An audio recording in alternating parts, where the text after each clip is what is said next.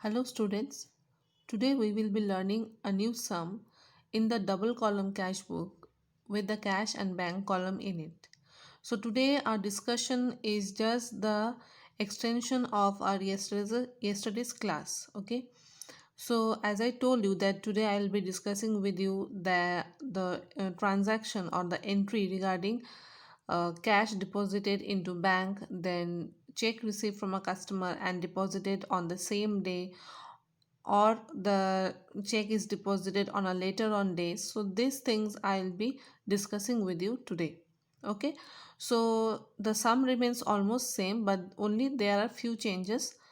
So here there can be three possibilities regarding receiving a check and depositing it on the same day, or after a certain period of time. Okay, so here I have given you the three types of transactions. Suppose the transaction which is for May 2, it is told that received a check from Ramesh for 50,000 but not deposited into bank. So if the transaction is like this, then what will be the implications of it? That is, we will be recording this transaction of May 2 in journal entry. This will not be placed in cash book. Why? Because here we are just simply receiving a check, but we are not deposited into bank. Okay, so for the time being, for May 2, there will be no entry in the cash book. Only the entry will be in journal entries. In the journal, we'll record this as check in hand account debit to Ramesh account, since we have received from Ramesh. This is the first alternative. Next alternative, the second, May 6, deposited the check received from Ramesh into bank. So you can see here that after 4 days we have deposited the check in the bank. Okay. Then come to the third alternative, which is for May 20.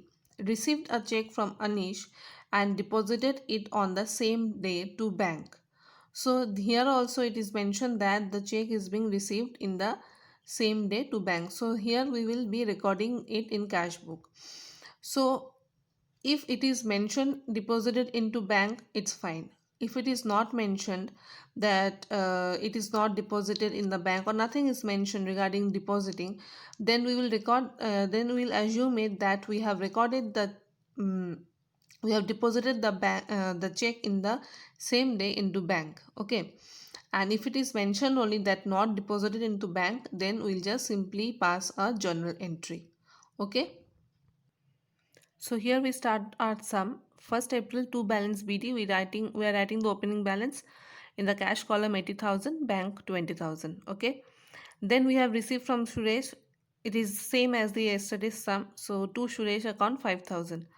Then it is a contra entry because we have deposited cash into bank. So to cash account contra entry, and we are depositing it bank. So bank account is being increased. So we are recording in the bank column in the debit side. Okay.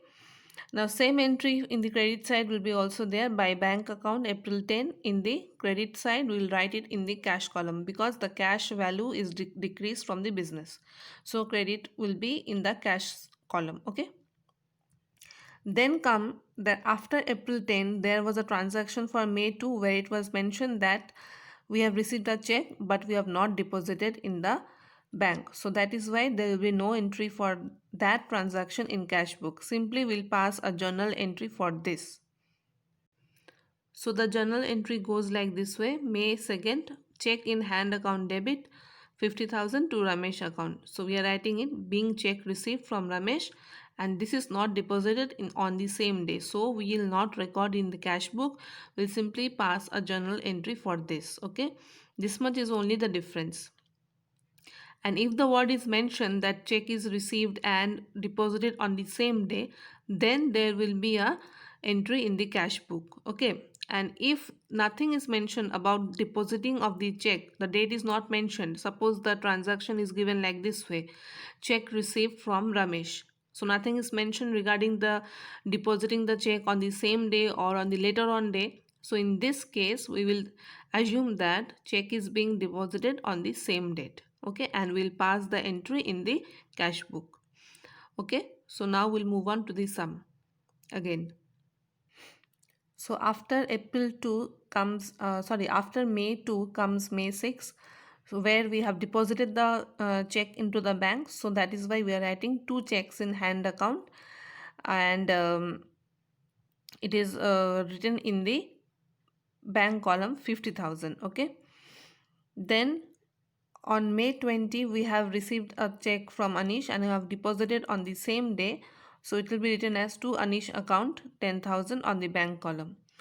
And on May 10, by the credit side, we have paid Ravi by a check. So in the bank column, we will write by Ravi account, and the amount will be written in the bank column 10,000.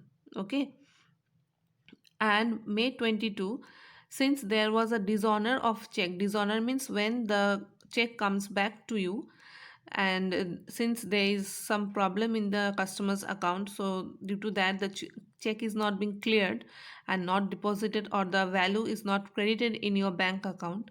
So what happens is on May 20 we have received the check, so we have done the entry on it. But since on May 22 there is a dishonorment of check, dishonored check has been dishonored, so we'll write it in the credit side of the bank column, and the entry will be by Anish account. Okay. And then the method remains the same, that we have to calculate total receipts, total payments, and then we have to balance it. Okay, so this much for today. If you face any problem, kindly contact me. Thank you, children.